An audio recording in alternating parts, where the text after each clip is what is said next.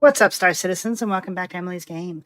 I'm starting a new video series called CYA, and no, it doesn't stand for Cover Your Ass, but it stands for Choose Your Adventure. This is a series where you tell me what to do in Star Citizen, and then I do it. No scripts, no plans, just you, your ideas, your actions, and me acting them out. The reason I'm starting this series, mainly it sounds like a lot of fun, but it's also to give everybody more of a chance to engage in what we're building here in my community. This isn't just my adventure, it's ours. It's yours. It's theirs. Your suggestions will shape where we go, and it's a great way to jump in and be part of the chaos that we get to enjoy on a day-to-day basis. So here's how it works. You can suggest a single step, like land a wolf upside down, and that might be it. Others can build upon that, or you can build that into a full mission. You can lay it out with a ship, the loadout of the ship, any special rules, and you can even group up with others in chat or even in my Discord to come up with a plan together. I'll take on your suggestion myself, or if you want me to bring others along, I'll pull in a group and we'll follow the same guidelines that you have set. The crazier, the more absurd, the better. Just one thing to keep in mind. My characters, Sexy Snipes and Admiral Snipes, are high-ranking friendly org leaders. That means I won't take suggestions that harm other players or grief their experiences. This series is about ridiculous fun and creative chaos, not ruining anyone else's gameplay. So to kick things off, I'm using one of my Discord and org members' suggestions. So thank you, Plutonium Plague, for mentioning this. What we're going to do is, I brought a Pisces rescue ship so I could respawn, because I don't know if I'm going to be able to pull this off. Spawn closets have been utter chaos lately, and I know there was a maintenance patch today, so maybe that got fixed. I don't know, but I'd like the opportunity to try and do this a few times, if necessary, to try and get through the whole place. We'll see how that goes. The suggestion was clear out an OLP using nothing but an arc-like pistol and the base starter suit. Now, I can upgrade as I go. So for each NPC that I take down, I can take one item. So if I take an NPC down, I can take a core. The next one I can take a helmet. The next one I can take a weapon, so on and so forth. I get to choose what I take each time. Eventually I should have some armor, yada, yada, yada. I did park my rescue up here where I cannot get to it once I get down from here. That way I can't just come back and respawn, which is totally fine. So if you have any questions, leave them in the comments, and don't forget to think of what you will have me do next. We'll touch base on how that'll work at the end of this session. So I'm going to dig into this. Again, all I have is an arc-like pistol. I got a couple things of ammo. We're going to go to town. Wish me luck.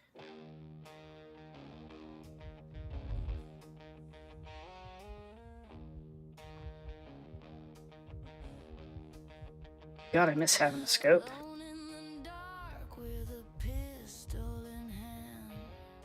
I'm not hitting that guy.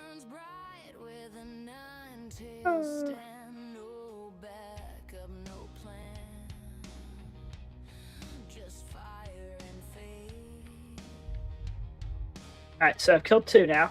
So I can take 2 items, which is good because I'm going to need ammo. What do you guys?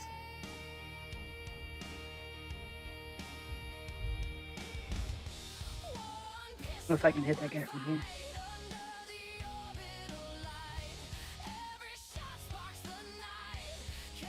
I never use a pistol anymore, so this is awful. Got him. That's 4 guys. Okay, 4 guys down. Oh, shit.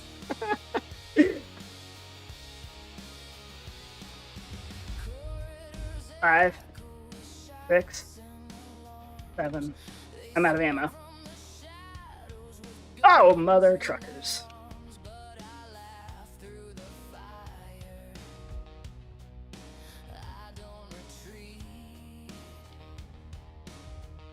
Oh, fuck. Run, Emily. God bless it. Oh, no.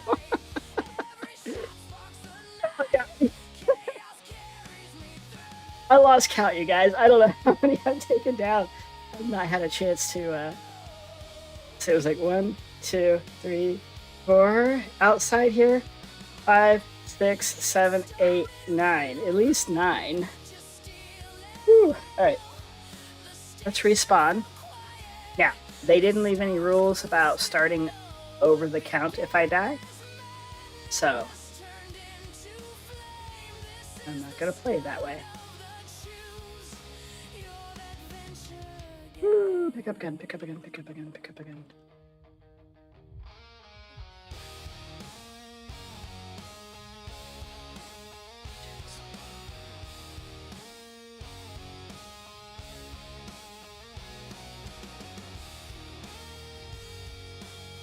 Crap, why can't I pick that up?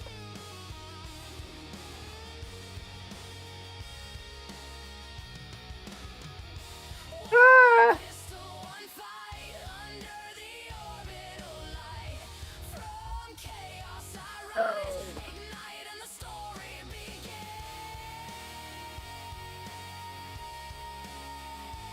All right, 1.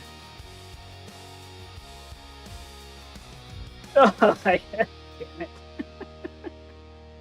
I'm having some inventory issues. I can't get things to equip. Let's see, I think I took out 2 more, maybe 3. I'm gonna stick with 9, because I know I've taken 9 down for sure at this point. What the hell, I can't take core armor? Oh, because it's my body.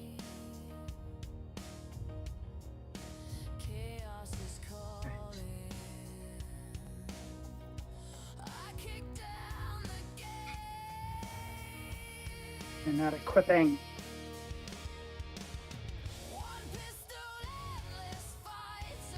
Oh, you can't change helmets in space. I guess that makes sense. Alright, so I've taken 1, 2, 3, grenade, a weapon.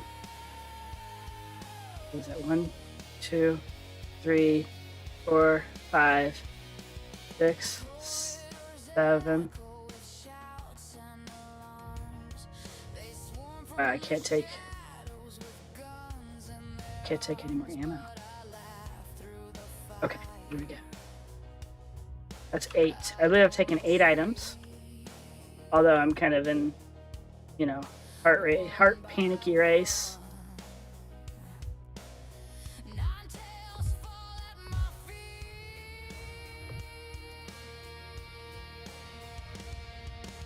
There's 2 more. No, now it's 2 more.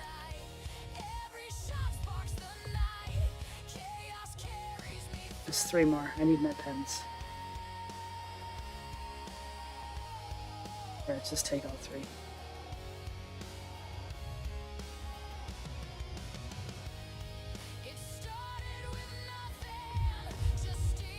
I don't know why I don't have... Oh, because I got a shitty helmet.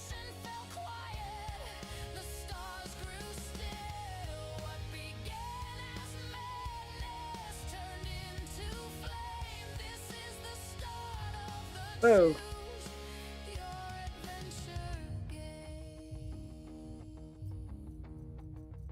Alright, I am going to drop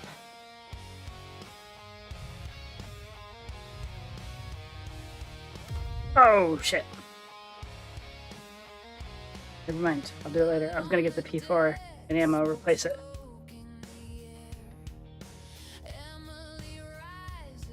That was 3 more. Okay. Grab another med pen.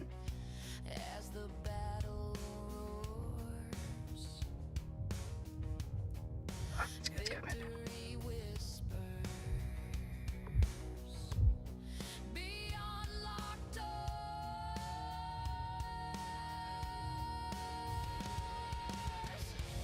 Really?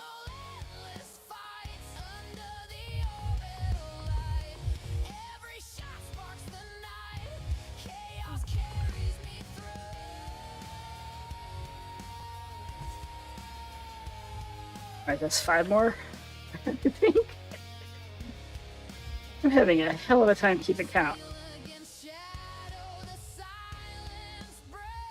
Oh my god. Oh, it's a backpack.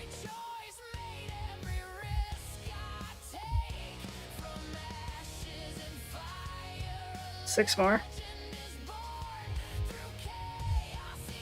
7, 8, 9,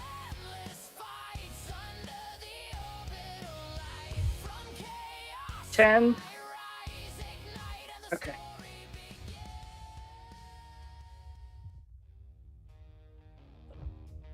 $11, $12, $13? No?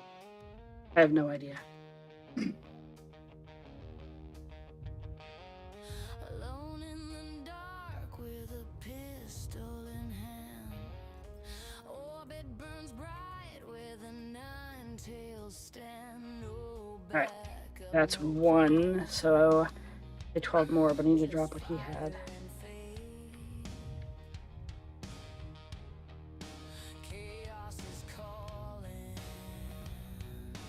Okay. Is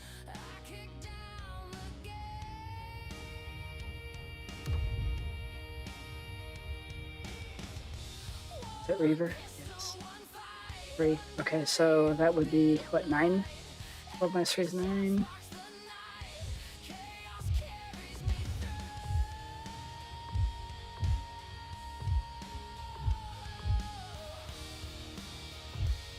Alright, we're back up to 12.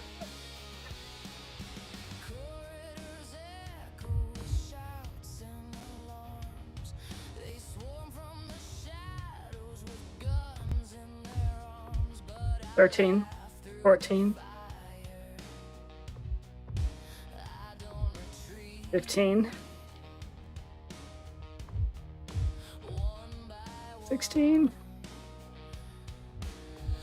$17, $18. Jeez Louise. This will be better when the spawn closets are fixed. Right now, 19, 20. Okay, coming. Alright, let me get some more ammo. Maybe some med pens.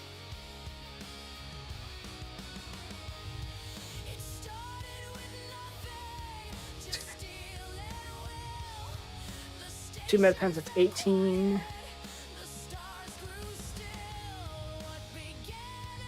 It's making me pay attention, that's kind of cool.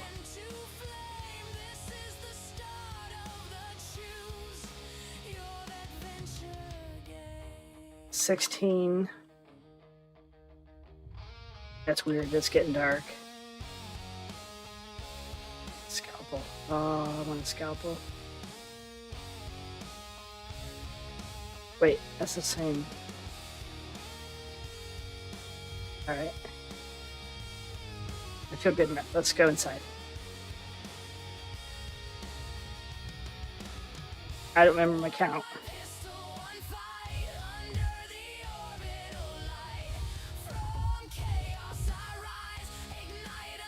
How are you breathing, dude?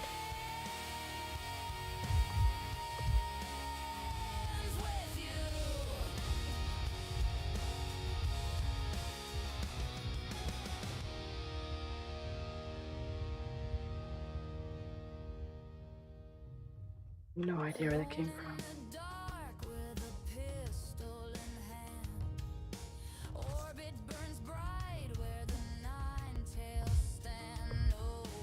That's why.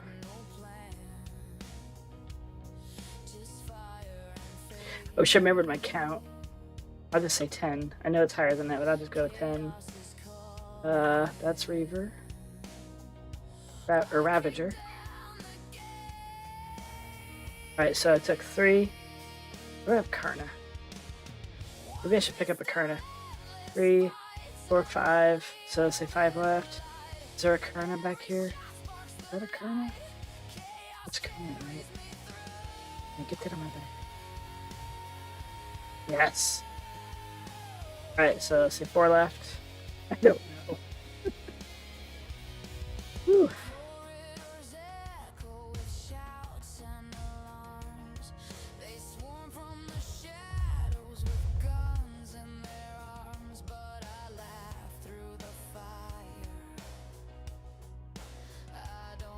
Where am I? I haven't been doing LP in a while.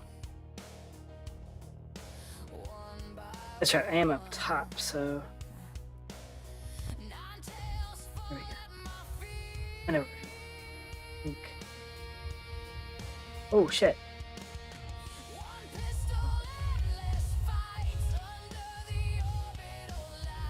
There's 3.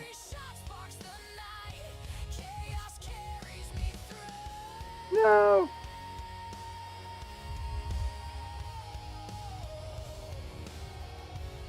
My volume is weird. It's really quiet.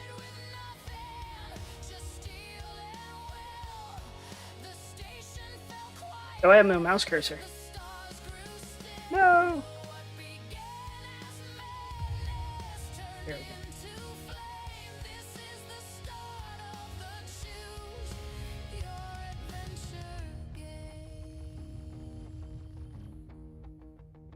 The ship.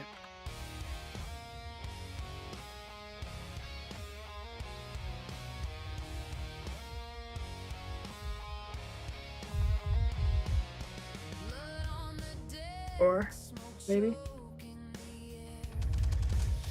5. I don't know. I just started over the counts. I have no idea where I'm at.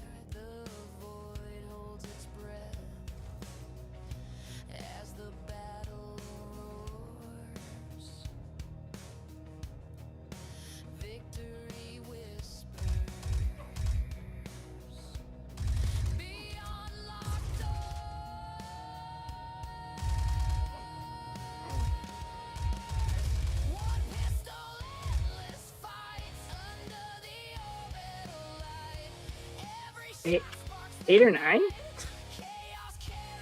We'll call that 10. Now call it 10. Crap, I've got a whole nother section here I'm gonna be pinned in for a while.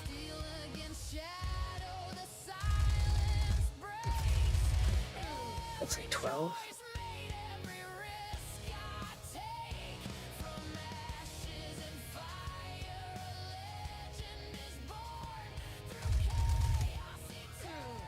Shit. Your ammo.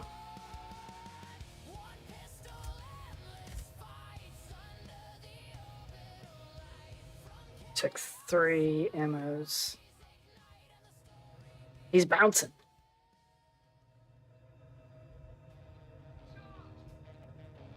Charge. Alright. I don't remember my count again. Maybe let's say 10. Okay, now I got 3.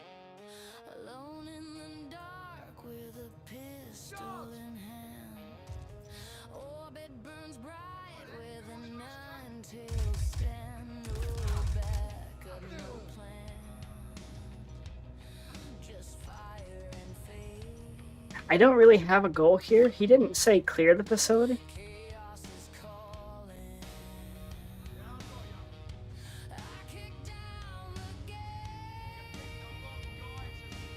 Like, well, just for an effort to save some of the time, I'll clear the inside facility here.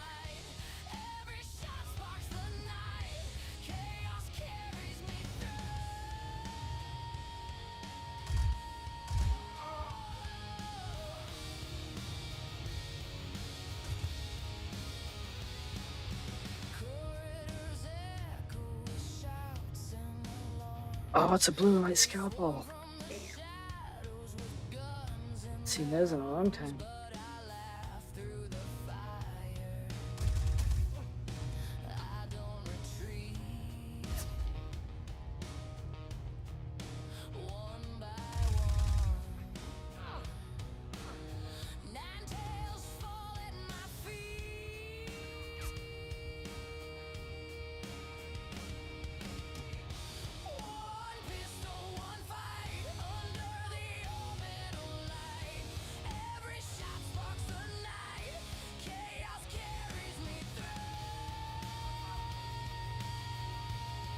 Yeah, I said he's bouncing again.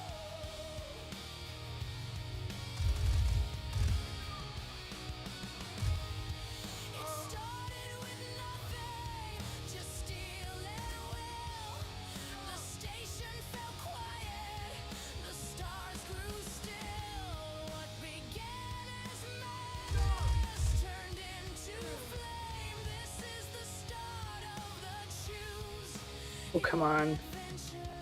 Do you guys have inventory issues where you can't like quick switch stuff from one inventory to another?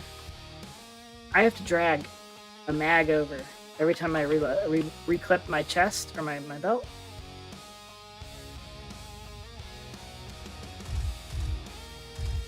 And then once I drag one mag, then I can double click them to equip them. It's really dumb. Alright. Inside's clear.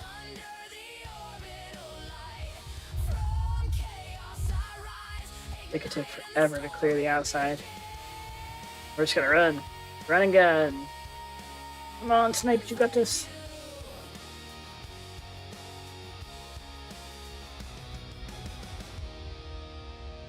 There's a terrapin. Would it be wrong if I healed on it?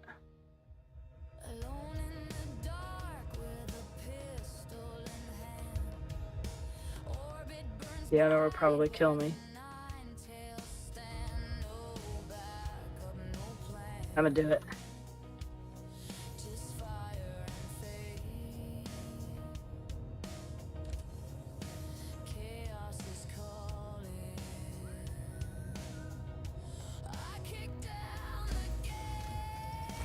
That freaked me out. The guy whistling. He's gonna come back and kill me.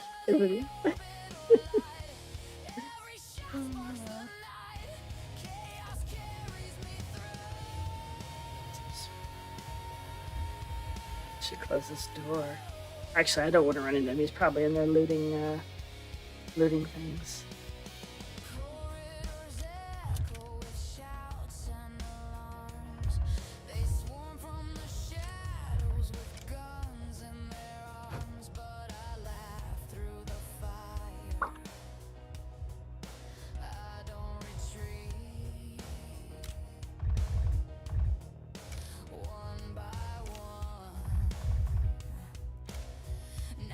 It was sort of not fair how I started this. I died like twice, maybe 3 times, very early on. But also, it's not fair that the NPCs ganged up on me like they did. So, definitely let me know your thoughts in the comments. Should that be allowed? And if not, then when I died, should I have called at the end of the video? I feel like that was okay, just simply because of the massive amount of people coming at me. But your guys' rules. If you think that's what I need to do and you give me the next steps, then that's what we'll do.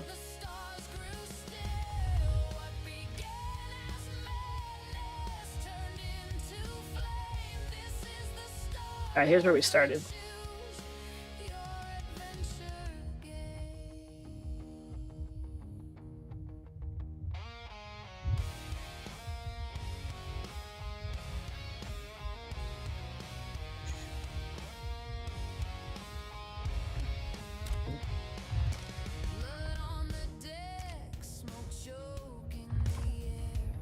Damn it.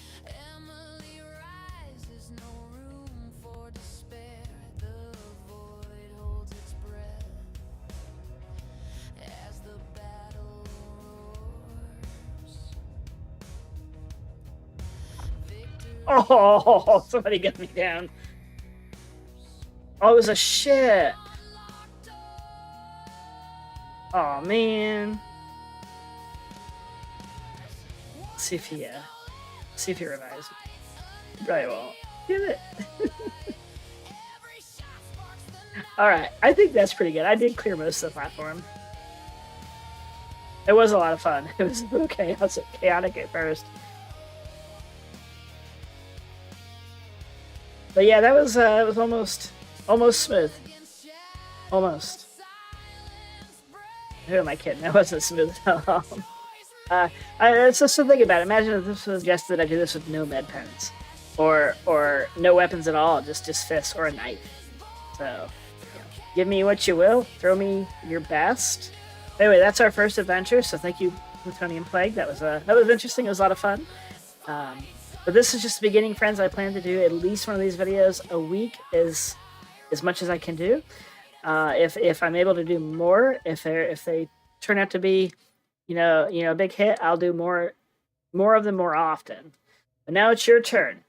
So what will you have me do next? Whatever you come up with, I'll be picking from your ideas for the next one. So drop your suggestions below in the comments or post them in Discord with the CYA tag. Single step, full mission, or group plan. Anything goes. Sometimes I may even take several individual suggestions and cram them all into one big mission if it makes sense. I'll try to do as many as I can, but not every idea will make it in, and I do apologize for that. If yours is not chosen, don't get discouraged. Just keep submitting new ones each video. The more you contribute, the more chances there are for your adventure to be shown. Whoever's adventure or suggestions I pick, I will list those at the beginning of each video so that you know that that was yours, and you can look forward to seeing how that played out. So, guys, the series about fun, absurdity, building chaos together. So let's see what you've got. If you did like this, don't forget to like and don't forget to subscribe. Subscribing lets you know when I post the videos and also keeps you informed of my many ship giveaways that I am doing. So got some exciting ones coming up. And right now I still have the raft out there. So if you haven't registered for the raft, that video is out there. Go do that. All you have to do is leave me a comment. Once that video hits 500 comments, we will pick a winner from those comments. Guys, I love you, and I'll see you in the next episode. Take care, and don't forget to CYA.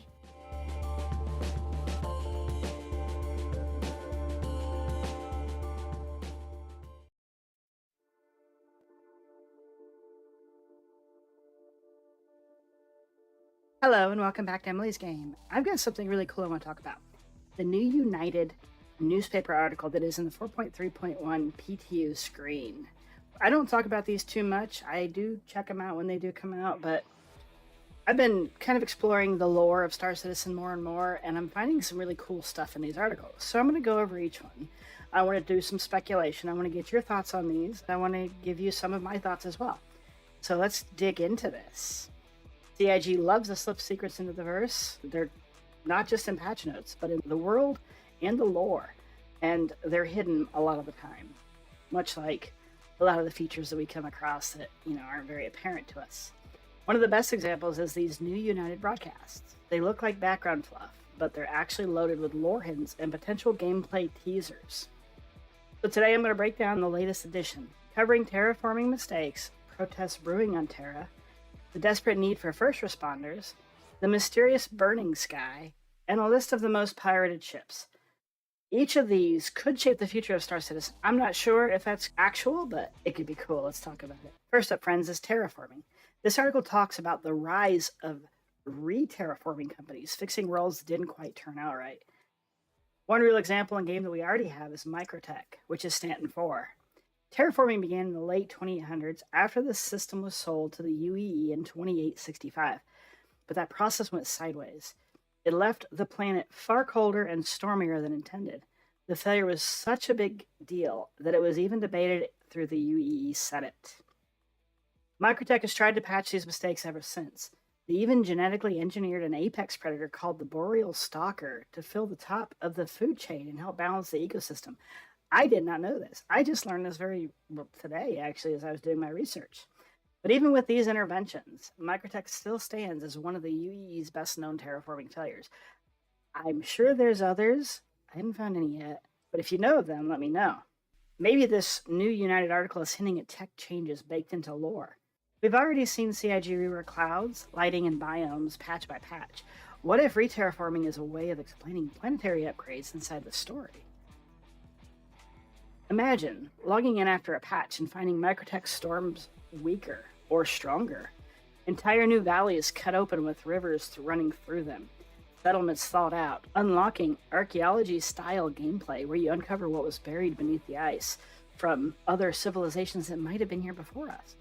Maybe even New Babbage itself becomes a desolate ruined city, no longer the hub we know today. These could be reality if they try to re-terraform a planet that failed its terraformization. I think that's a word. It is now. Alright friends, the next article is about Terra General Regen protests resuming. And that's a big deal in Star Citizen's lore. For years, Terra has been seen as the rising star of humanity. Newer, wealthier, more advanced than Earth. A lot of people think that Terra should actually replace Earth as the capital of the UEE. And of course, that's not something Earth loyalists are happy about. But why does this matter to us? Because it could set up factional gameplay. political missions, story-driven conflicts. If and when Terra eventually comes online, I don't think it'll just be another pretty planet or system. It will bring with it a storyline of division and unrest, possibly, and maybe missions where players have to choose a side. The new United piece feels like a seed planted now for drama that will bloom later, so that'll be interesting to see. Alright friends, this is an exciting article for a lot of us because it's sort of the introduction to the 2 Apollo variants that we're going to be getting here really soon. Maybe within the next, I don't know, week and a half?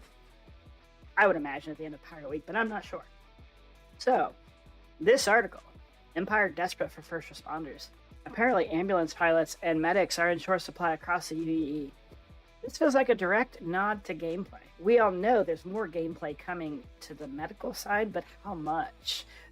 We know we're getting the 2 Apollos, and healing mechanics are already in place, along with the new med gel. But there's room for so much more. What if this article is foreshadowing a whole new wave of medical contracts, emergency beacon pickups that pay more the faster you arrive? Reputation systems were being a reliable medic unlocks bigger payouts or even exclusive gear, kind of like we have with the ASD Onyx facilities right now, which is pretty cool if you ask me. Maybe even large-scale disaster events. And get this sounds exciting to me, where players coordinate as fleets of rescue ships evacuating civilians or stabilizing a battlefield. Here's a thought, and this is a fun thought for me. What if first responders aren't just for combat zones? Picture med ships racing into planetary disasters, failed terraforming sites, or even protests that turn violent. That could even be how CIG starts to introduce early passenger-style contracts, transporting wounded civilians, evacuees, or even protesters caught in the chaos. Suddenly, the medical career path isn't just dragging your friends to a tier 1, 2, or 3 bed, it's a fully fledged profession woven into the fabric of the verse. I don't think this is a question of if anymore. CIG is already leaning into medical gameplay.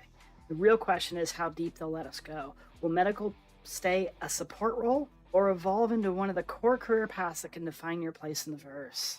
Just imagine, friends, evacuating an entire planet by way of your med ships and your capital ships, coming together in a global event with everybody out there for a good cause. Hopefully not a PvP event, but more of a PvE event where we work together to save the entire civilization on a planet.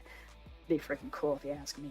Alright friends, let's talk about this one. This got me stumped pretty good while I was trying to do some research for it. Burning Sky. Set photos leak. What is this? I'll be honest, I had no clue why this was included. I still don't. My research turned up very little on this, but some of you might remember back in 2019, an image started circulating called the Burning Sky, supposedly a fiery new planet in the Pyro system. I wasn't around then, so I had no idea. This is all new news for me. But it turns out the picture was completely faked. It was just Mustafar from Star Wars Episode 3. I know you guys are probably going to correct me on the pronunciation of that. Mustafar? I don't know. It was photoshopped into a Star Citizen style screenshot with a banner defender. So I've got that picture up here now so you can check it out. It was apparently called the Burning Sky, and it was released to content creators apparently, and it became a huge thing, which was quickly kind of snuffed out by CIG as a fake. So what does this headline mean now? I don't know. It could just be a fun nod, or maybe it's hinting at something more. Here's a couple thoughts I had. Think of Burning Sky meaning a massive battle or orbital bombardment with wreckage raining down into a planet's atmosphere. Got the Apollo coming in, so great event for something like that, right? Some form of jump point malfunction, something catastrophic enough to scorch a planet's sky, possibly in Pyro, I don't know. Alien involvement, think of the Vanduuls using scorched earth tactics. I mean, we know they're coming in Squadron 42, but do we know they're only coming at that point, or could they come sooner? We've got Wicklow, who knows? Or maybe, with the other article we read about, another terraforming disaster, a planet's atmosphere collapsing in fire and chaos. That would possibly create a burning sky. These are just some of my thoughts, but I'd love to hear what you all think. What does the burning sky mean to you? Are you familiar with the whatever happened back in 2019 about this? Drop your theories in the comments below, because this one's wide open. Another headline tucked into this broadcast was a list of the most pirated ships. I had a lot of fun thinking about this one, and I hope you will too, and I'd love to hear your thoughts on this. CIG hasn't given us any official list yet of what these ships are, but it's fun to imagine. I'd bet the ships like the Hull series, the Raft, the Caterpillar, the Hercules, maybe the MSR would be prime targets. Anything that carries cargo, data, or high-valued goods. Or things like the Phoenix, the high-class passenger ship, the 890 Jump. Here's where it gets interesting, at least in my mind. What if CIG actually leans into this and makes this piracy more dynamic? Imagine NPC pirates going after those exact ships more aggressively. Not just random interdictions, but targeted ambushes because your ship is on that most pirated list. That would make owning certain ships feel more risky and more exciting, pushing players to hire escorts or fly smarter routes, or maybe not fly those ships at all. Or picture this. Players could get missions to protect high-risk ships when they're flagged in a system, or even contracts to steal one for a syndicate. It could evolve into a living economy where piracy isn't just a random encounter, but shaped by in-game data by us. And who knows, maybe if some of that's true, which would be really cool, we'll eventually get that list, or maybe we'll stumble across it, or who knows how it'll be relayed to us. And then slowly we start to see the mechanic build around it. If nothing else, it's a great excuse for us to speculate, which I love to do with this game, and I hope you do too. But it's enough for us to speculate on and to argue about which ships should be at the top of the chart. So I'd like to know what ships you think would be the most coveted by the pirates. All right, friends, there you have it. 5 little articles in a newspaper that not many of you have seen yet unless you've gone into the PTU, each pointing to potentially bigger things. Terraforming mistakes with Microtech as our cautionary tale, complete with apex predators like a boreal stalker. How many of you knew about that?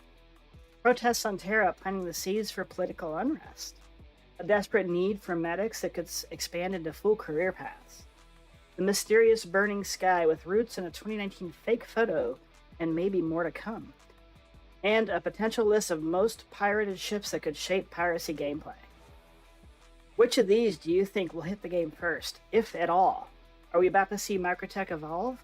Terra politics boil over, or medical gameplay expand into full-fledged contracts, which I'm really hoping for too. Piracy possibly becoming more dynamic, and the burning sky reveals true meaning. Let me know your thoughts down in the comments below. I will be reading through those, and I will try my best to respond to every one of them. So I'm excited to see what you all have to say about that. Also, I want to remind you all about the RAFT giveaway still going on. We are trucking forward to the 500 comment mark. Once we hit 500 comments on that video, one comment will be drawn for the giveaway of that RAFT. So one of you will get a brand new LTI RAFT. Please note, it's not in a game starter package. This is my personal ship. I'm just giving it away to one of you because I love you guys. Additionally, I released a new video series, the first one this past week here, called the CYA series, the Choose Your Adventure series.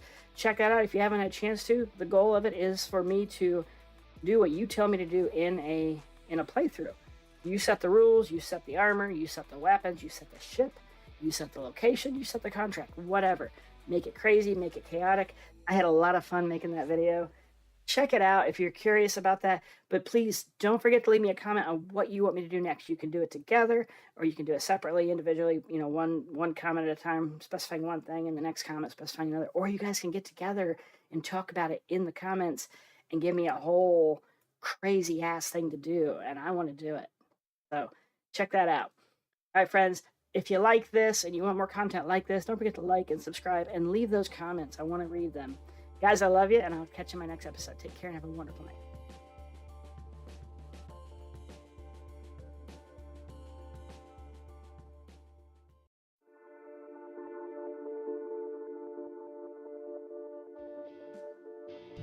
Good evening, friends, and welcome back to Emily's Game. I want to show you a really quick tip that a lot of people I see having this issue. I did a video on this a couple of months ago. It was a pretty big hit with a lot of people. But being that it's an older video now, a lot of people have probably missed that. I do see a lot of people struggling when they are farming equipment. So I'm going to show you a really useful tip on how to make your equipment farming faster. When you're running through a bunker and you got a gun on the floor or in a rack somewhere, most of the time when you go to pick this up, you equip it. So we're going to go ahead and equip this. All right, now I've got it equipped. Well, there's this other one.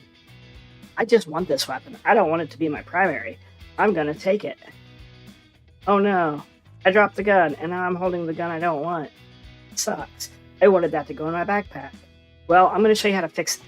This is super simple, super easy. We all have what's called the interaction menu. Every device you go up to, anything that says F on it activates your interaction menu. You can activate this by holding F and right-clicking, and you get this menu. Now, I have an issue with this. You just saw it. It goes away on me sometimes if you move the mouse. I don't know why it does that, but it does, and it's annoying. Like that, it just goes out. I found a way around that. If you crouch and you get the F prompt closer to the top of your screen, and you hold F, it seems to stay around longer. I don't know why. It just does. So, that's not the tip. That's just to help you get to this tip. Your default action when you go to pick something up, no matter whether it's in a rack, on the floor, or whatever, is equip. So if you're holding a weapon, it's going to replace that weapon. That sucks. You can change that. As you see, you've got holster, which is also a swap, or you got store, which can also be a swap. I like to use store. Now, if I do this, it's just going to store the weapon, right? Well, you can make that your default setting by holding F, right-clicking, going down to store. Okay, I did it again. Once you right-click, you can also use your arrow keys. This is a bitch. So use your arrow keys to get there. When you do, you can hit your middle mouse button. And now you've got to set as secondary, set as primary. I always set this as primary. So now, when I go up to a weapon, it says store instead of equip, right? Same thing with the stuff on the ground. Super simple to set. It's kind of a pain in the ass because the interaction menu likes to jump around a lot, but use your keyboard arrow keys if you have trouble with the mouse. Also, make sure you have the F interaction towards the upper part of your screen, not at the top, but towards the upper. Like I said, some reason that makes a little bit of a difference, and I don't know why. It just does, at least for me. Anyways, now what does that do for me? I'm holding two weapons. I just want to store these. I'm running through a bunker, and I'm getting shot at. Well, I've got a second here to pick up weapons, in between shots. So now all I gotta do is F it. It's in my backpack. As you can see, I got that in my backpack now. Same with these. Oh, there's a tractor, and that's a $20,000 device. Oh, it's in my backpack now. Like this. Let's take this with me too. You know what? This has a scope on it. I'm going to take that later, but I got to get out of here now. I just picked up all those weapons, put them in my backpack, and I still have my two equipped weapons. Super helpful if you are loot farming. This works for so many things. If you got clips on the ground, if you got components or whatever that you can put in your backpack, everything you can now simply put straight into your backpack through the interaction menu. So here's what we're going to do. I'm going to go do a bunker run.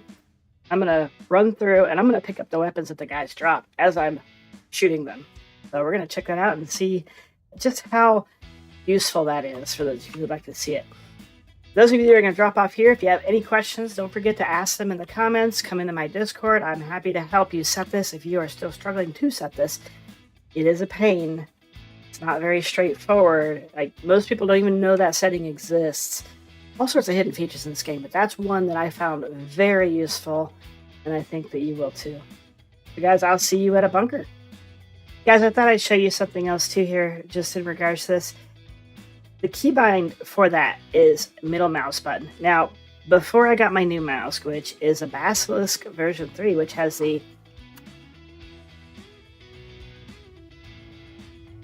don't know if you could hear that. It has the scroll wheel release. So what it does is it just keeps scrolling and scrolling and scrolling. Great for cargo stuff if you've never tried it. Anyway, now that I got the new mouse, the keybind issue I had is no longer an issue. But if you go to keybinds, advanced control, under your keyboard, Under quick keys, interaction, and inner thought, you're going to find focus. Focus is the button that lets you see the secondary and primary, the little two sub-menus when you're looking at equip and store or whatever those options are. Focus is default set to the middle mouse button. I could not get mine to work because apparently my middle mouse button was broken.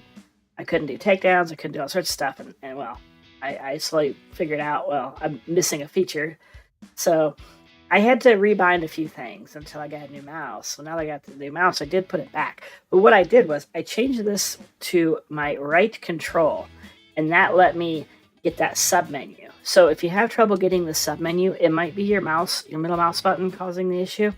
If you're having trouble getting it to work because you're also moving the mouse slightly while you're hitting the button, try changing this focus option to control. It won't mess up other things like opening doors. It has nothing to do with that. That might help you with that if you have a mouse issue. And again, reach out to me in comments if you have any extra trouble. I'd be happy to help you figure that out. Alright, you guys, we're here. We're gonna do a little combat, have a little fun, get some weapons, possibly. Hopefully pick them up very fast and not have, hopefully, too much issue in doing it. Should be a lot of fun. Here are weapons. We gotta go help our friends there, the security guards. They're gonna be dead. Come on, baby, open up. And close. For those of you that aren't familiar with my work, I do carry, oh shit, look at all of the guards. Holy shit, dude.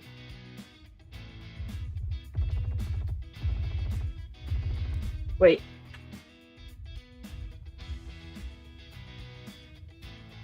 They just shot one of their own.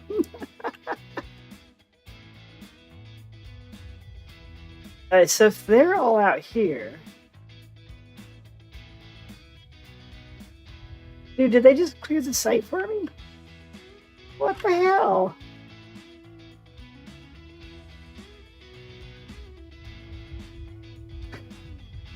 Well, we're gonna go loot it anyway.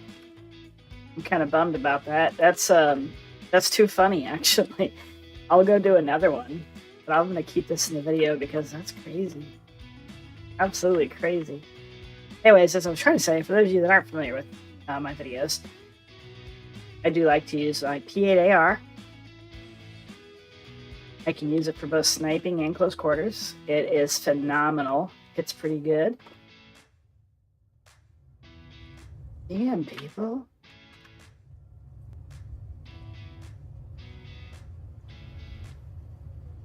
Wow. Alright, I'm just going to go check this for boxes, and then I'll go find the site, and we'll try that one. God, look at all the security guards. So we have this issue with Stormbreaker. It is absolutely insane. All the NPCs that are spawning. Look at this. Jesus. You can't even get around. Yeah, all the NPCs that are spawning are making it extremely difficult. We actually abandoned the mission the other day because of just constant chaos. You can't move forward. You do nothing but take out the NPCs.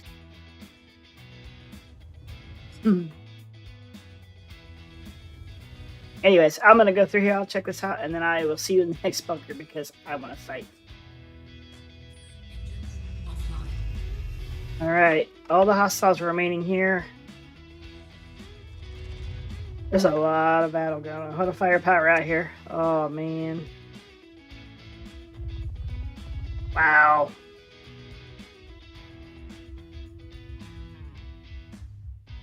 I bet the battle's over.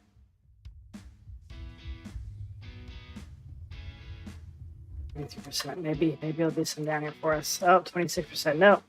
We're not going to be able to fight anybody here, I bet. This kind of blows. There's 2 guys left. 13%. 6%. Shit.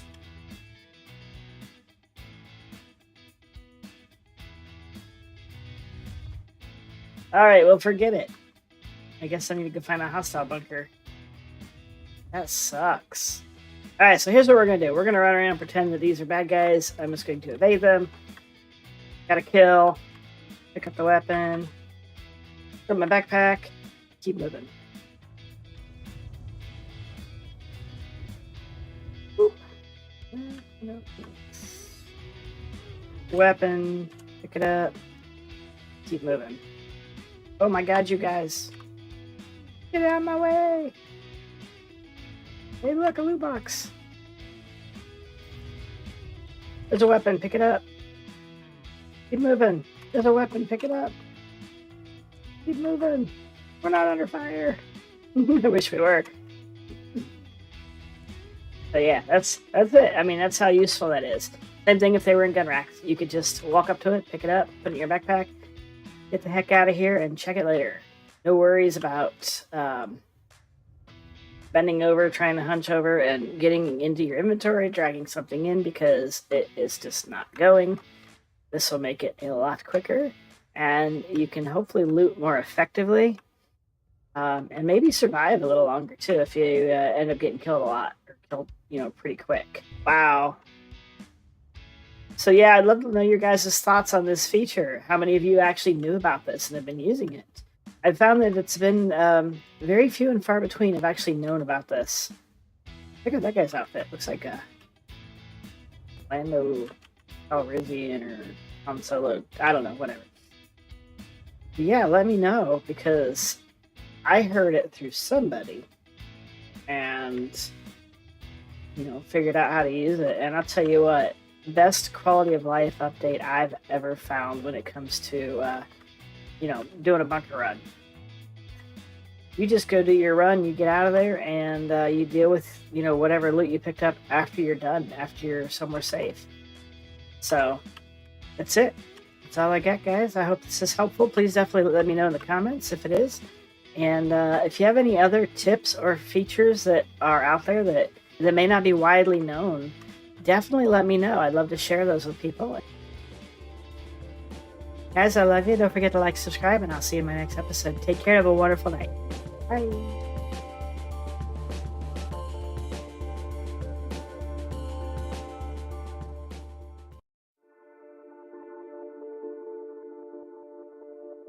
Good evening, friends, and welcome back to Emily's Game. I have had a lot of comments on my video from, I believe it was 2 patches ago, about ship auto-loading and unloading, wanting to know if it still works in 4.1. I believe it does, but we're going to go test it. So if you're not familiar with how this works, let me share a couple of tips with you along the way on how to do this and how to do it successfully, because there's a few ways that you can actually cause it to screw up. The game can also cause it to screw up, but there's some things you can do to prevent yourself from causing it. I've got 2 star lifters here, an M2 and a C2. I'll touch base more on why when we get back to the hangar. We're going to load up my C2, and we're just going to go with scrap, because scrap is great. Alright, so if you look, I was able to select my C2 right off the bat. Now, in my last video, that didn't work. When you picked a ship, it wouldn't pick it. So it seems to be working here, but the weird thing is my M2 is not choosable, which I don't understand. The C2 is, and it's correct because it's 696 SCU. So always make sure your cargo capacity matches the ship you're trying to use. To me, but pay attention to what ship you've got, okay? Your SCU capacity will help you with that. All right, we're going to go ahead and load it up with these SCU crates. It's going to cost us 912,000. Since we've selected the ship, this should auto-load it. Your estimated loading time is 6 minutes. We're going to let that run through. It's going to cost me 20.3K to auto-load it because that could be a thing. All right, we're going to wait the 6 minutes out, and I will see you back at the hangar. All right, friends, as you can see, I got 30 seconds left before my ship is full. So while I am waiting for this to finish, let me go over why I said earlier that I've got 2 star lifters up here. this is kind of important right now because this is still kind of an issue. If you call a ship from ASOP terminals at the hangar stations here, there's a really good chance the ship won't be there when you get in the hangar. There's a really good chance it could be destroyed. There's a really good chance it could be upside down. I don't trust the ASOP terminals outside the hangars. So what I do, instead of calling the ship that I'm intending, I call another ship of like size. Well, since I've got my C2, I need a big ship. So the M2 is appropriate for this situation. Now that my C2 is full, I could retrieve it, but as I said, I'm not going to because I don't want to lose the cargo. I'm going to call this M2. Now, I'd be willing to bet that when I get into my hangar here, the M2 will not be there. And this is precisely why I didn't want to call the C2. Now, I'm probably a liar. It's probably going to prove me wrong. The game is listening, and it's out to get me for some reason lately. So, let's see what happens. It's showing. But you know what? Oh, this is weird. Couldn't activate the screen. I'm okay to be wrong. But experience dictates that this...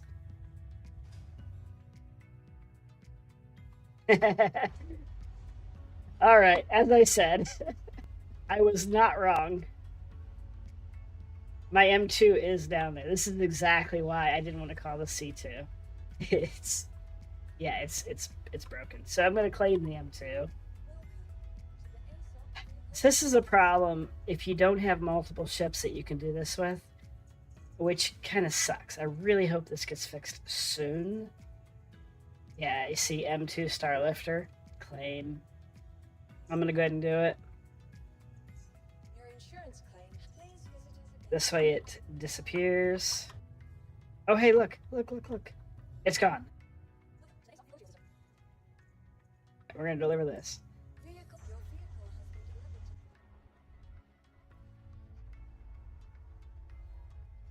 It's an awful workaround. It really is. I'm very paranoid about the ASOP terminals. Outside your elevators, they just still don't work.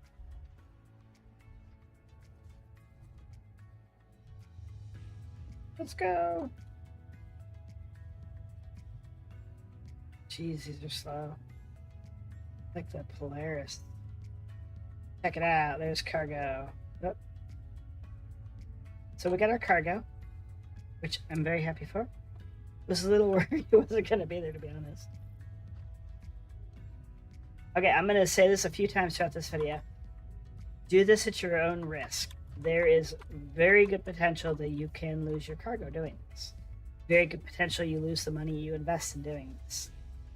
Personally, I've not lost money in doing this, save one time, out of many dozens. We are, and if I didn't say it before, we are at Port Tressler. We are going to go down to Pyro Gateway and sell this. There's enough of a profit there I can make it worth it, and we're going to go from there. So I will see you down at Pyro. So we have made it to Pyro Gateway. This is where we're going to sell our load of scrap. This is the next very important piece of information that you need to follow, because this has been an issue in the past. This has caused cargo to get stuck on your ship grids. And the way that I've found around it, because this never once happened to me, and I'm bad about watching my ships go down. I like to see them go down, like to see them get stored. When you store your ship, watch it go down. Make sure it goes down. Make sure it disappears off the pad. What a lot of people were doing was they were leaving their hangar with the ship still up. That's causing the station to auto-store the ship. That is breaking the ship's cargo grid. At least it was. I'm not taking any chances. I'm going to assume that that's still a problem. So always store your ship before you leave your hangar. Wait for it to finish. It just takes an extra couple of seconds. And then leave your hangar. This will save you some heartache. It'll save you some grief. It'll save you some credits. But this is how I have done every one of my auto load and unload ship commodity sales. And it's worked, I swear, every time. Except for once. Once it did not work, but it was a server error, and I pretty much just lost everything because of it. And you know what? It is what it is. It's the game we play.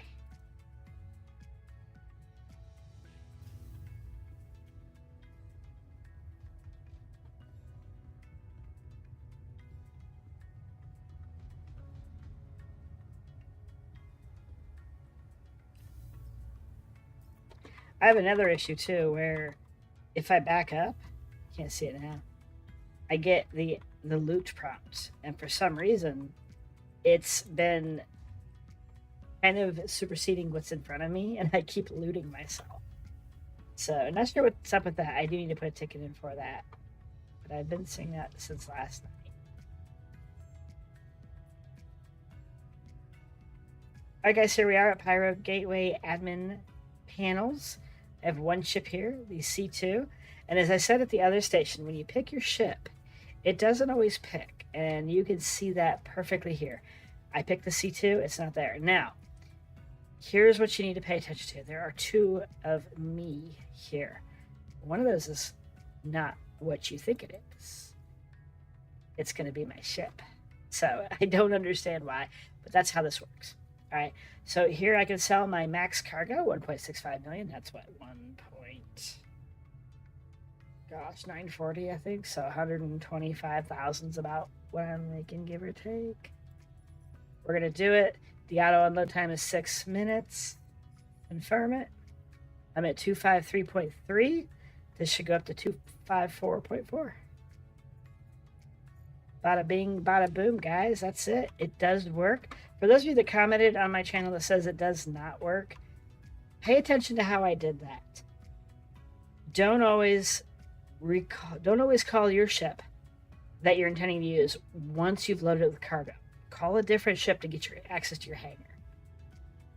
Number 2, when you get to your destination, store your ship fully. Make sure it goes underground, doors close, and that the ramp or the ship serial number or whatever, make sure that disappears off your screen before you leave your hangar. Those are the most important things you need to do to make this a success. I have done this countless times, and I have made tons and tons and tons of money doing this. It's not difficult. It can be a little more time consuming because now you're waiting for your ship to lower and come back up if you called another one, just for that safety fact of not trusting what the ASOP terminals out here are going to do. So guys, if you have any questions, let me know. I'd be happy to walk you through this if you still can't get it, if you're still having trouble with it. Also, don't forget to like and subscribe. I really appreciate when you guys do that. That shows me that these videos are of value to you. And if you have ideas for other issues or videos that you'd like to see happen, let me know. I've got a few in the works that I'm going to get out here hopefully soon. I got some other special things coming up. Otherwise, you guys, I love you. Have a wonderful evening, and I will catch you in my next episode. Take care and have a wonderful night. Bye.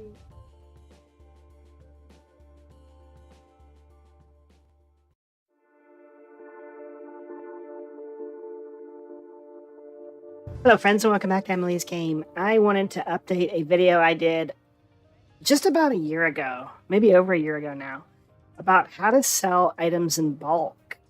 We know we can do this with commodities such as RMC or CMAT or gold or whatever other commodities out there at various TDD centers and admin centers. But those of you that like to loot may find yourself with a ton of inventory that you need to do something with eventually. It just stacks up and you got to get rid of it. So what I've done is I've collected a bunch of loot and I've thrown it into some cargo crates. And I'm going to show you how you can offload that stuff and make a little bit of money off it at the same time. So to start, we're going to run into the weapon shop here. I am at Port Tresler, but you can go to any of the main spaceports to do this. So I'm going to show you what you can do to sell individual items first. So when you go to the weapons items kiosks and you've got a bunch of weapons in crates, If you go to the sell icon, you don't see your crates because this location doesn't buy crates. If you're at a location that bought crates, you could actually pick the crate and see the contents inside, but you can't here. So the only way you do this here is you choose your subsource, which are one of the crates that I have in my local station inventory. Once I've picked that, I can individually sell these items. Now, if you have a lot of stuff in these crates, that will take you forever to sell these. It sucks. One thing I want to show you before we move on to the next part of this video, which is the important part. I have a bunch of pistols in one of these crates, and as you can see, they do sell individually for 395 credits. Remember that. So now I'm going to go to the cargo center, and let me show you how you can sell these items directly from the crate in bulk. So one of the key points to remember here is I have brought these boxes to the station on a ship, and then I put the boxes on my freight elevator and lowered them into my inventory. You've got to get them into your inventory. You cannot detect them from the ship. I did test that just before this to see if that might be a change they've made, but it is not. All right, same thing with at the weapons kiosk. You need to go to sell. Now, if you notice, I see my 3 crates. I also see them here, so I can still sell individually. All right, friends, this is the crate I had with the pistols in it. As you can see, they don't sell here. I don't know why that is, but you cannot sell those pistols at the cargo centers. All right, now, if we go back here to sell and go to all options where you see your crates, now you can pick your crate.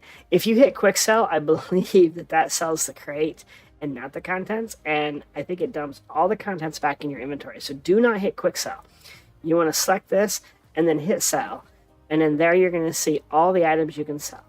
Now, you cannot scroll through this. I don't know why. That could be a just me issue. If you're able to scroll through this window, please let me know. I don't know. I've not been able to do this patch for some reason. I think I could in prior patches, but anyways. So if you look, these are already selected. If I pick one, it's going to lower the price, which means it's unselecting them. So you do not have to select these. They are pre-selected. I'm going to hit sell. That means I made almost 32,000 credits off that crate. If that would have been all loot stuff, that'd been a nice little, hey, I need a little bit of extra money. Let me just sell all the shit that I picked up, and bada bing, bada boom. Now, I think this is the one with my pistols in it. No. So this one has armor items. So as you can see, I'm going to sell 8,844 worth of armor items. I believe that would cost me a ton more to buy than I am to sell. So you can't buy it to sell it. You're not going to make any money that way. But if you're picking up this stuff in the bunkers, in the depots, in the CZs, you're going to be able to build up an inventory and then sell it off like this and actually just make some extra credits. Just remember, don't go buy stuff to go somewhere else and sell it. You're not going to make a profit off of it. All right, friends, this is my box with the pistols. As you can see, they do not sell here. So that sort of sucks because I have a ton of pistols in this crate. But I also have a bunch of other stuff that is going to sell. So I'm going to go ahead and sell this. And then I'm going to check my inventory and see if 3 LH86s showed up and then a bunch of S38 pistols showed up. Because right now I'm at Port Tresler. There's nothing in my inventory except for, I think, 2 Atlases and some favors. So we're going to sell this for 25,000 K. Bada bing, bada boom. As you can see, I have nothing left to sell. I don't even have sub-inventories to pick from. Now, another thing you can do, if you need to, is you can pick from your source your backpack. And anything you've got in your backpack, you can also sell that. Now, I don't know why I have a lifeguard attachment. I'm going to sell it. I don't ever use that, so get rid of that. Straight from my backpack. Same applies to the rest of your item. If you've got, I got my core and my legs here. I've got some cruises in my core, and there's nothing on my legs. Awesome. But yeah, that's pretty cool that you can do that here. You can also do that from the weapons stores. They do also have that same option for you to pick your different parts of your armor, your backpack, etc., and the crates. All right, as you can see, I got 3 86 pistols and a bunch of S38s. So it did dump those back into my inventory. So if an item does not sell when you sell them en masse from a crate, it will put it back in your inventory. You can box it up and do what you will with it elsewhere. I don't have a need for these, so they can just stay here at Port Trezler, and I will forget about them. Hi friends, that's it for this video. If you found this helpful, don't forget to hit the like button, and don't forget to subscribe so you can stay up to date on any of the videos I put out on gameplay tips or how-tos, etc. Also, don't forget to let me know in the comments your thoughts on this. Do you have other ways of selling that are useful that I can also share with the community here? Do you have struggles in selling from crates? I'm curious. I had someone comment on a video today saying all these issues that they're having. I don't have the same issues this person does. It kind of blows my mind how wildly different some of our experiences can be. Some people have an enormous amount of issues, while some people have, just a few here and there. So I find that very curious and interesting. So let me know if you have trouble doing this, and maybe we can find a workaround for you. Guys, I love you, and I'll catch you in my next episode. Take care and have a wonderful night. Bye.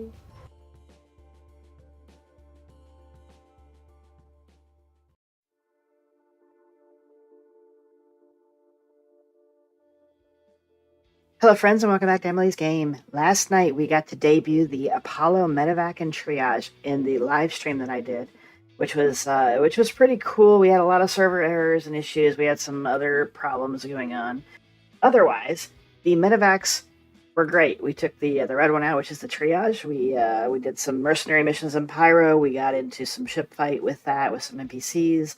A lot of fun. I will post a link to that live stream here if you want to check it out. Otherwise, let's dig into a quick nitty-gritty about these two ships. The ship on the right is our Apollo Medevac.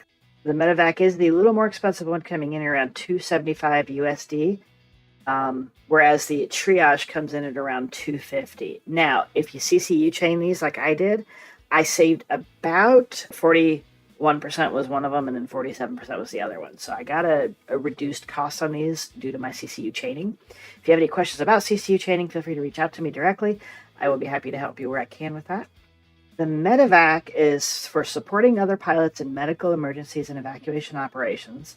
It has superior armor and dual missile racks, which means the Medevac stands strong under enemy attack. The distinct paint scheme pays homage to the beloved Astromedics film franchise. I don't think these are accurate right now. I think that the ship was enlarged from what the original tech specs were. They have it at 43 meters. I do believe it's closer to 60. I have not confirmed that anywhere yet.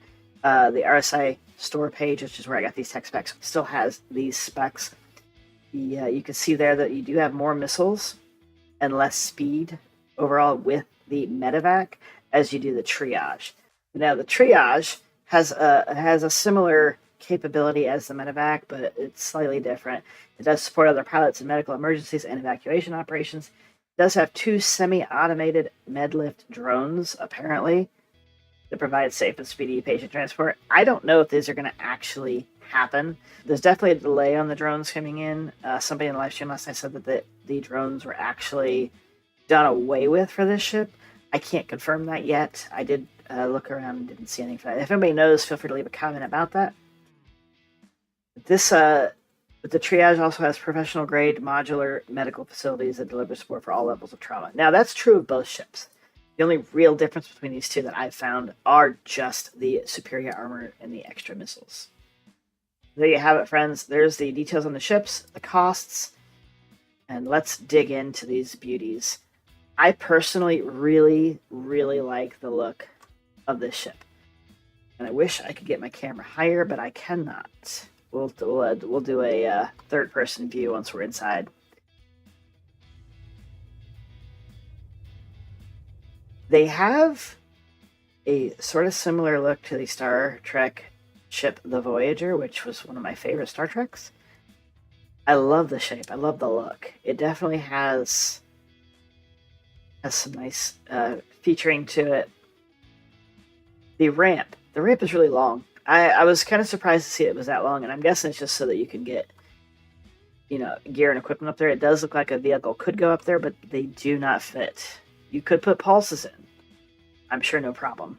But you will not be putting a Nursa medevac in there, or any other vehicle. Now, last night the live stream, we did use the triage ship here, the one in red, and we did get into an NPC ship fight with some Cuddy Blacks, and we were on the ground when it started, so they immediately caused damage to our ship, dropped our shields. We did the entire fight with no shields. The ship held up very well, and to be honest, the Cuddy Blacks were really no match for the standard weaponry on this ship. Again, they were NPCs. NPCs really aren't that hard to fight, in my opinion, but I do think that the triage is a very capable ship. The medevac is supposed to be even more capable. The only real difference there is you do lose some speed. I would imagine some maneuverability with that as well. All right, friends, let's take a look at the underside of the ship here. We've got my co-pilot there, Pico, chilling, watching over the ship while I am outside of it. You do have some pilot-controlled weapons there, as well as there on both ships. Now, one thing we found last night with the weapons, as the pilot, I controlled the nose turret, or the nose weapons, as well as the turret on top, which is really nice.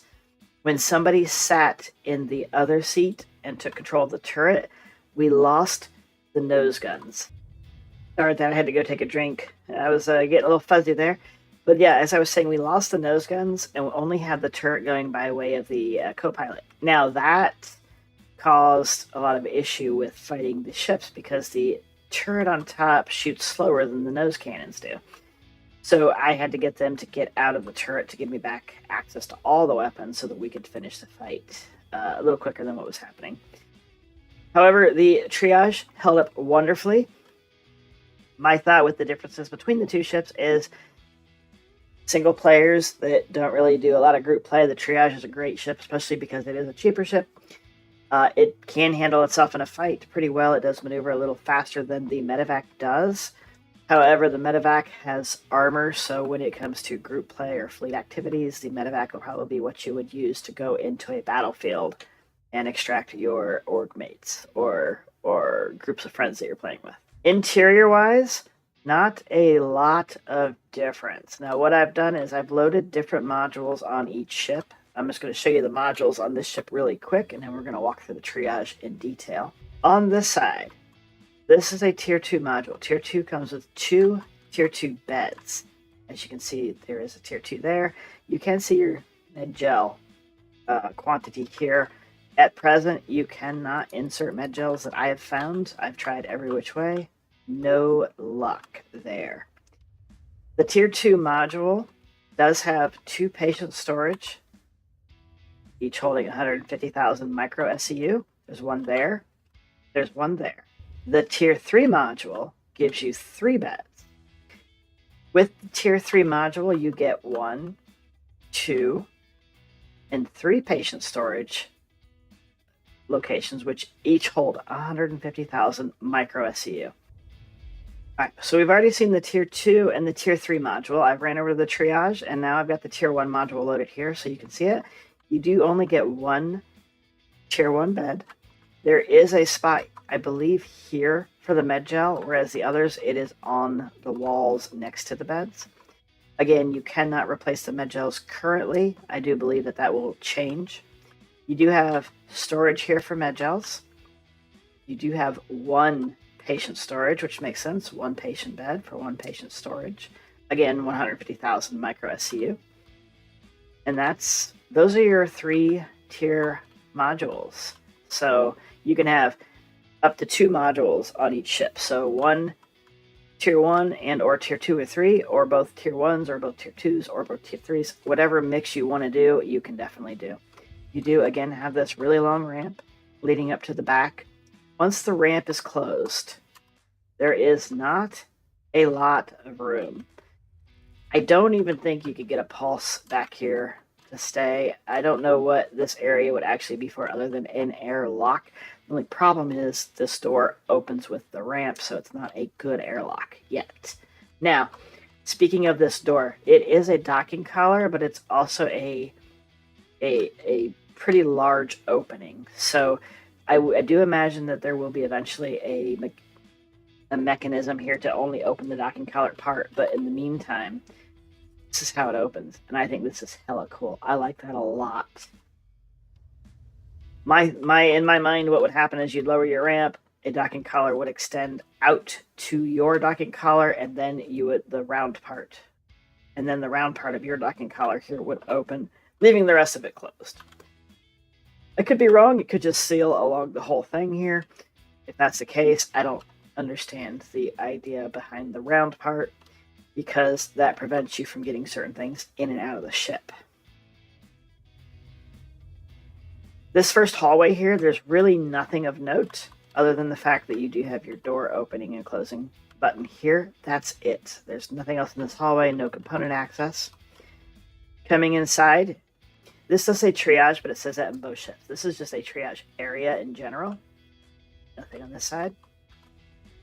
The port side of the ship does have some engineering access here. You do have an engineering panel.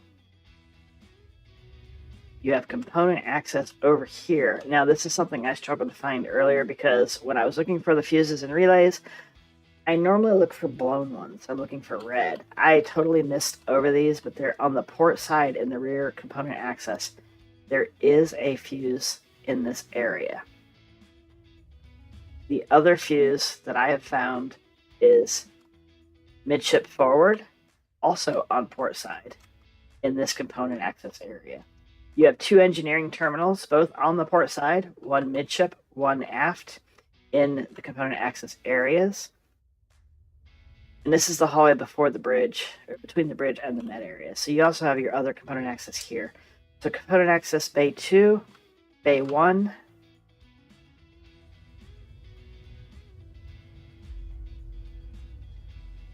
This one doesn't have a bay number on it that I see. But there is a component access area there, and there is also one on this side of the ship. This is your starboard side.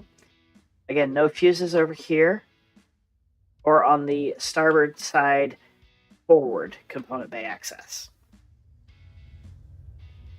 On both sides of the ship and the rear, you do have cargo storage, weapon, and an armor storage area. As you can see, I've equipped 3 med guns in the top side arm holsters. You do have 3 more in the lower spot, but I do believe those are for your multi-tools only. I don't think any sidearms or pistols will fit there. Just FYI on that. And then I see you have sidearm and then tool storage as well. I do hope to see more of that, so you're not wasting your sidearm spots with multi-tools. Not that, probably many of you use sidearms. You do have, according to RSI, 28 SEU of total storage on both ships. And this is your cargo grade here. It is not accessible from the outside. It is only accessible from coming in the rear door or the front elevator coming up here. Now, you can't carry stuff really up through the front elevator unless it's a small box you're carrying by hand. I don't even think you can get a 1 SEU on that lift with yourself. What I've done is, Chris, this is PTU. I didn't go buy a bunch of crates. I brought in a bunch of what I already had and stacked them in here. Just to show you, these are 2 SEU crates. Well, these are equivalent to 2 SEU crates. They do fit. The one thing that's got me kind of, I don't want to say upset. I'm not upset about this. I'm just kind of like, why? This docking collar prevents you from bringing up a 4 SEU and an 8 SEU crate into the ship. 2s are fine. 4s, 8s, they will not clear this threshold. The problem with that is, it's this specific door that prevents it. You could get them through this door and into the cargo areas, but this door here does not allow it to happen. So you are stuck. That makes you limited to 1 and 2 SCU crates coming into the ship. Or 1/8 SCU crates if you want to get a little picky there. And then, of course, as we said, they do just snap to our grids. Okay, I'm lying. Yeah, I don't know why when you have a 1 SU there, they don't snap, but it does snap everywhere else on the grid when that 1 SU is not on the grid. I don't know. And don't mind the pirate crates. Those are the only ones I had because those are pledged. So, yes. So, as for some of the storage, we know we've got med gels coming into the verse with this patch. The ship has medical refrigerators. There are 1 medical fridge for the tier 2 and tier 1 modules, but there are 2 medical fridges for that. I don't know what they're for. I did just throw in some stuff in here just for fun. You could get several med gels in there. This kind of got me wondering about med gel. Is there going to be an expiration date? Is it going to go bad if you don't keep it cooled? I don't know. These are, interesting questions that I was thinking that hopefully we'll get some answers to soon. I would imagine med gels would have an expiration date. They will degrade over time. The other cool thing about this bay is all these bays, you do have med gel storage. This is specific to med gel storage, and they do stack on these shelves. You can get quite a number on here.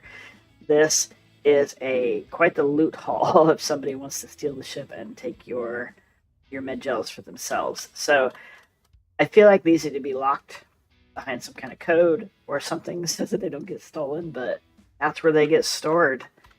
And then, as we said earlier, they go in these bays here. These are not currently accessible, but I'm sure eventually they will be, I would imagine.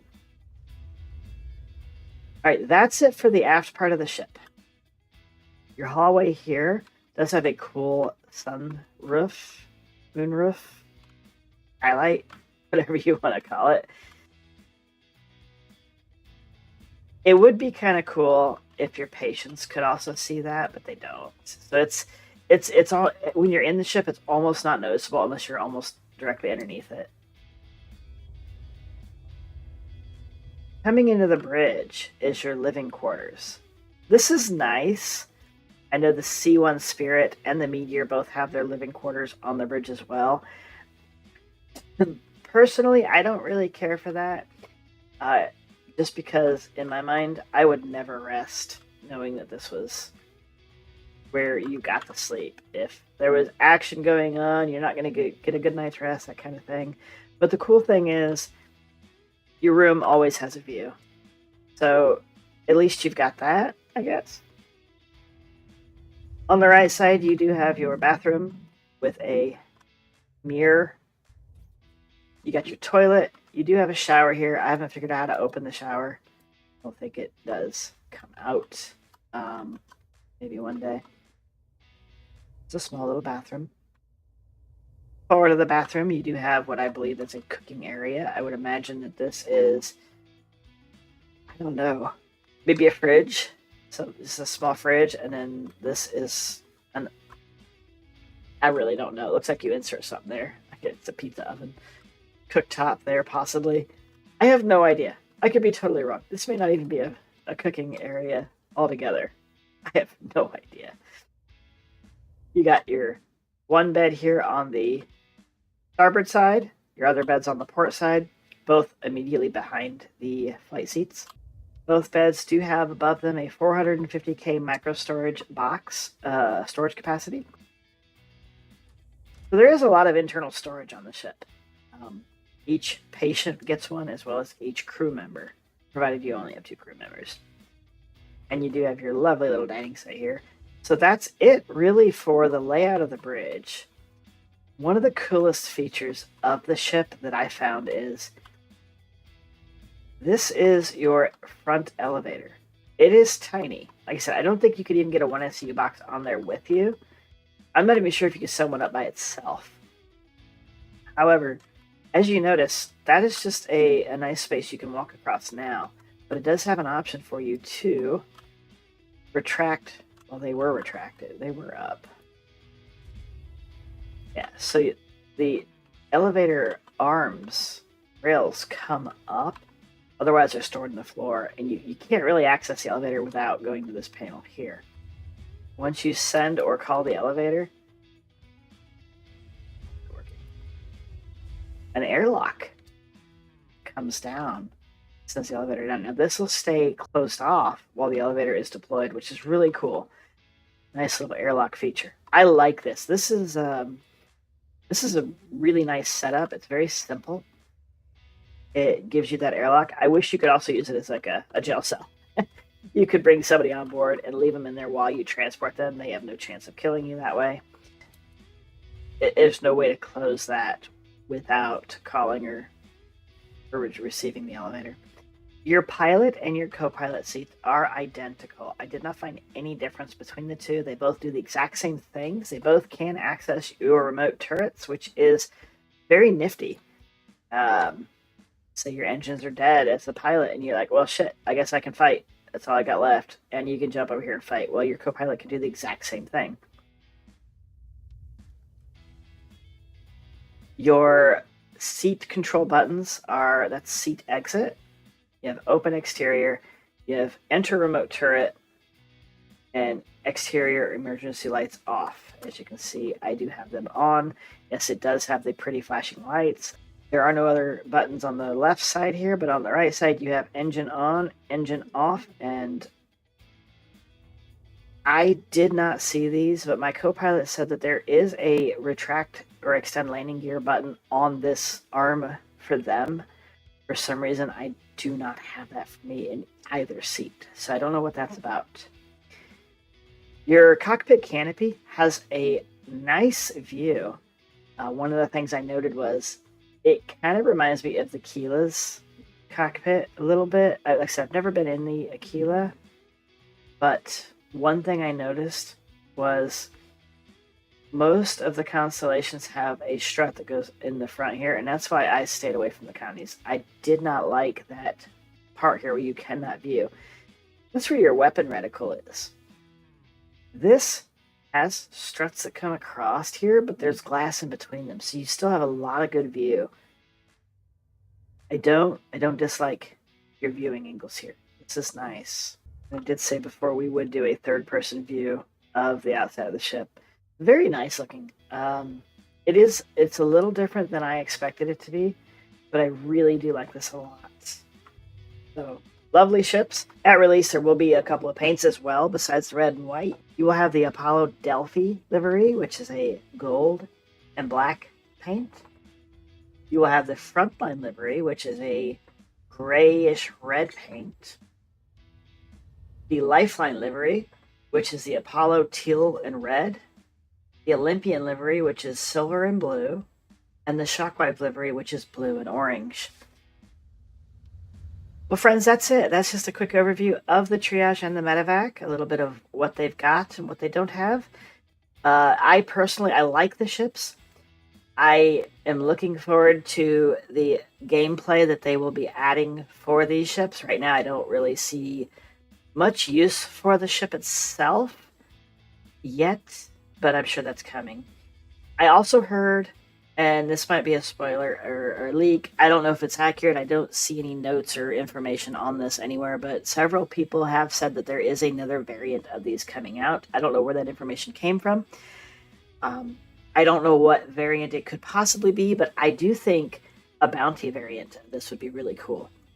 You do have what could be your prison modules on the sides.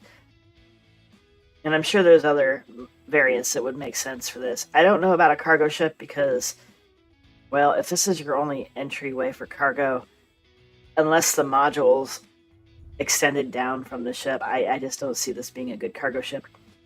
Not sure what other variant there could be. I'd love to hear your thoughts on what you think would be cool. I'd love to hear your thoughts on which one you like, prefer, or have. And anything you found about it that I didn't include in the video, just definitely post it in the comments below. Let's check it out. And guys, don't forget, I'm still giving away my personal Argo RAFT. We're still waiting on 500 comments to be able to extract a winner from that. So don't forget to register for that by just simply leaving a comment on the RAFT, usage of the RAFT, or a hauling story, whether it has the RAFT in it or not, and we'll choose from one of those winners. Also, friends, if you're looking for a home in the verse to partner up with folks to play, to learn, to have fun, don't forget to check out Stardust, which is my org. Otherwise, friends, don't forget to like and subscribe, leave your comments, and I will see you in the next episodes. Take care and have a wonderful day. Bye.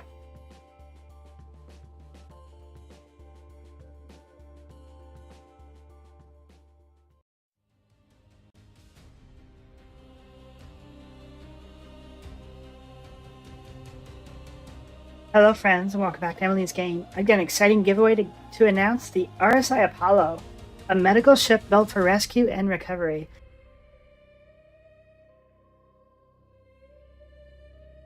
This was just released, and one of you could be flying your very own Apollo starter pack with lifetime insurance, courtesy of Robert Space Industries and Cloud Imperium Games. Before I dive in, though, quick note, RSI and CIG provided the Apollo starter pack with LTI that we're giving away, but they are not sponsoring this video or the giveaway itself. All opinions here are my own. Additionally, YouTube and other social media platforms are not involved in this as well, or any other giveaway that Emily's Game does. My friends, the Apollo is a dedicated medical ship. It serves as a purpose-built rescue platform designed to bring hospital-level care directly into the field. It's versatile and outfitted with triage and recovery beds. The Apollo can stabilize, heal, and respond patients, making it a lifesaver in long campaigns or dangerous missions. Whether you're flying solo as a field medic or part of a larger fleet, the Apollo provides a critical support role that no other ship will match. That's right, friends, med beds in all ships will be changing in the future, so pay close attention to the Apollo moving forward. The Apollo stands out instantly as a ship of hope and survival. It doesn't look like the standard RSI lineup, nor an engineering type of ship. She has a look all her own, and she's gorgeous, friends. Now, I've already done a video on the walkthrough of this ship with some specific information, so check that out. I'm going to post that up here right now for you to click on and go check out. It'll also be in the description below if you missed the link above. Additionally, I've showcased all the paints that have been released so far. I'm going to put that up here as well now, as well as also in the link below, so check out the paints. Gorgeous paints on this ship. Beautiful ship, guys. And for the giveaway, I'm running this, as usual, through Gleam to keep it fair and simple. Gleam is a platform where you log in, complete a few easy actions, and earn entries. You don't have to do them all, you can do them all. The more you do, the more entries you get. The more entries you have, the more likely your name is going to be the one chosen for the giveaway. The link is in the description and in the first pinned comment. Just click that, follow the steps, and you're in. Now, what's not included in this video is a music video I made for the Apollo called Apollo Rising. Some of the questions in the Gleam entry system will refer back to that video, so go check it out. I'd also love to know your thoughts on the music video as well. That was a fun one to make. I had a lot of ups and downs with making that one, and also for the video that was involved with that music. My org joined me on making that, and that was a lot of fun. Alright guys, so whether you're planning to fly a rescue op, support your org, or just want one of the most unique careers in Star Citizen, the Apollo is ready to serve. One of you will take home the RSI Apollo starter pack with lifetime insurance, so definitely make sure if you want it, you register. Check the link, watch the walkthrough, maybe even the music video, and enter for your chance to win. Good luck, friends, and I will see you in the verse.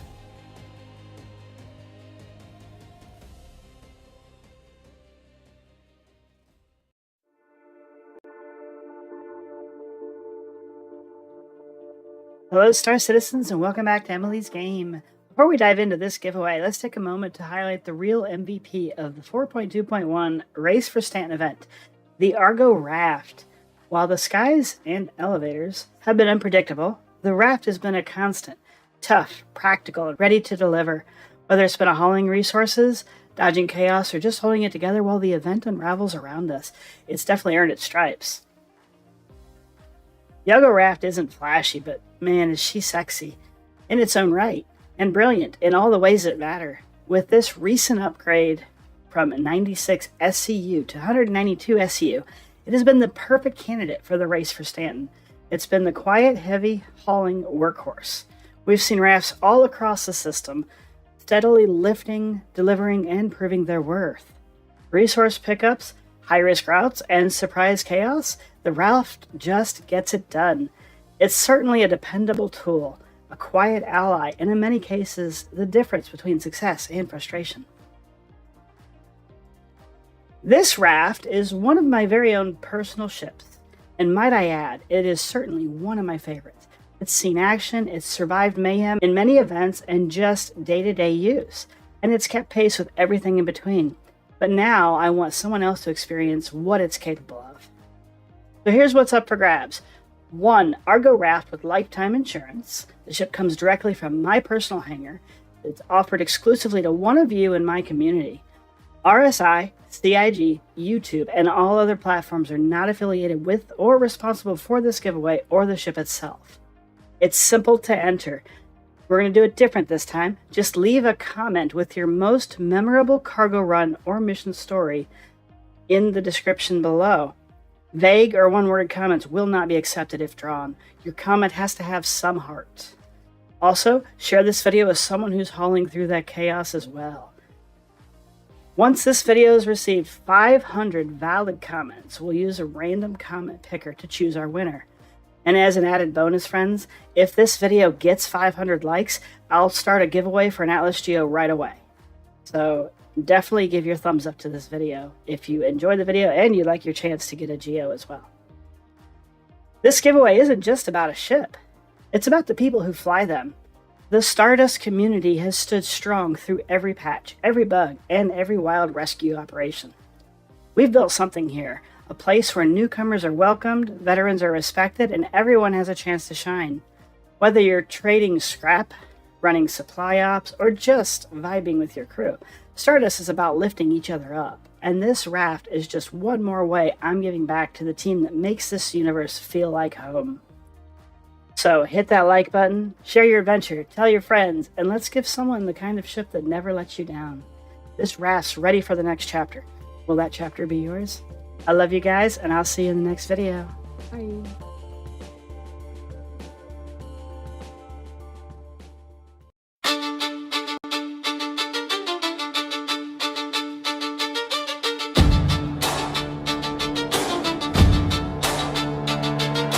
Drifting through the void, black skies all around.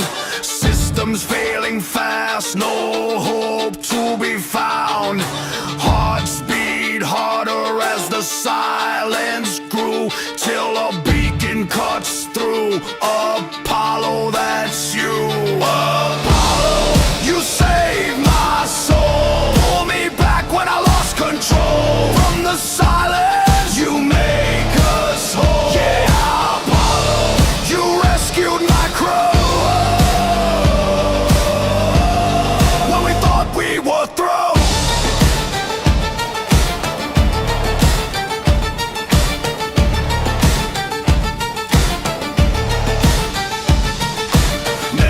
Glowing like fire in the night, beds to heal and a chance to fight. From the edge of despair, you carried us through. Every scar fades when the light is you. Apollo, you saved my soul. Pull me back when I lost control. From the silence, you make us whole. Yeah, Apollo, you rescued my crew. When we thought we were through.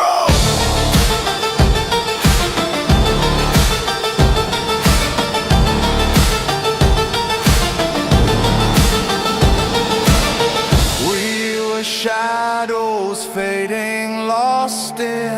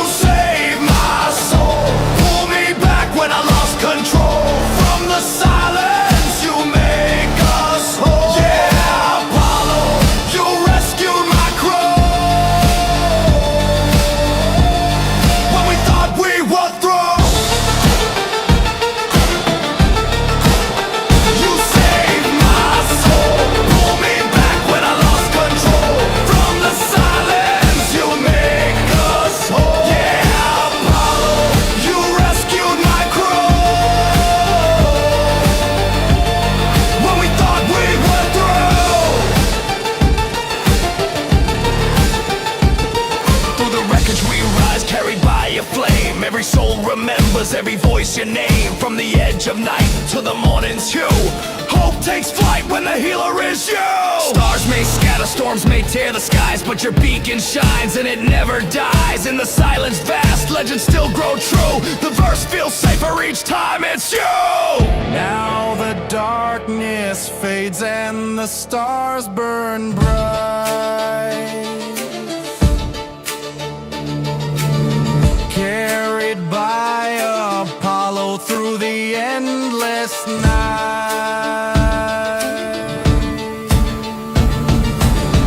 Every journey ends, but our hearts still know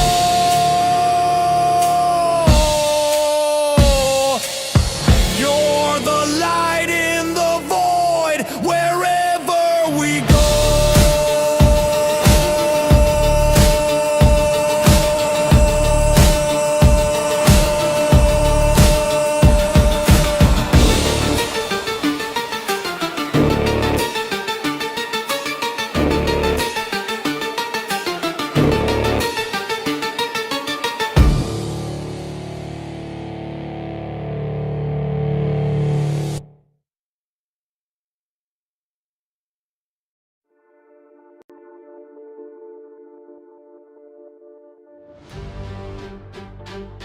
Yeah. Yeah. Yeah, yeah. Atlas in the bay, heavyweight every day. Workhorse of the verse, let me show you how we play. Atlas in the bay, heavyweight every day. Workhorse of the verse, let me show you how we play.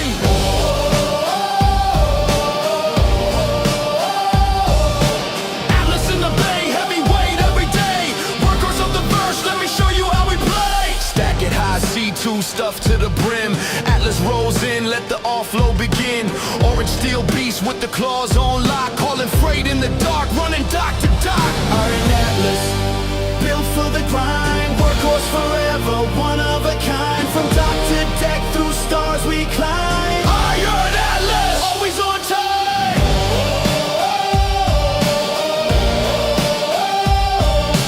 Iron Atlas, always on time. Iron Atlas, always on time. Engines hum, hydraulic flex. Atlas don't quit, what you expect? Load by load, it clears the way. King of the cargo, day by day. Iron Atlas, built for the grind, workhorse forever, one of a kind. From dock to deck, through stars we climb. Iron Atlas, always on time.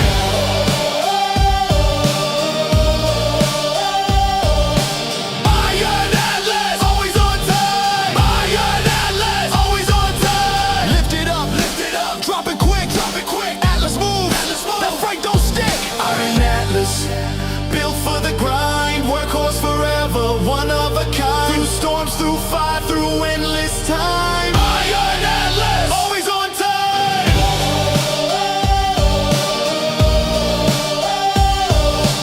Iron Atlas, always on time. Iron Atlas, always on time. Lift it up, Drop it quick, Atlas move, that freight don't stick. Iron Atlas, we're always on time.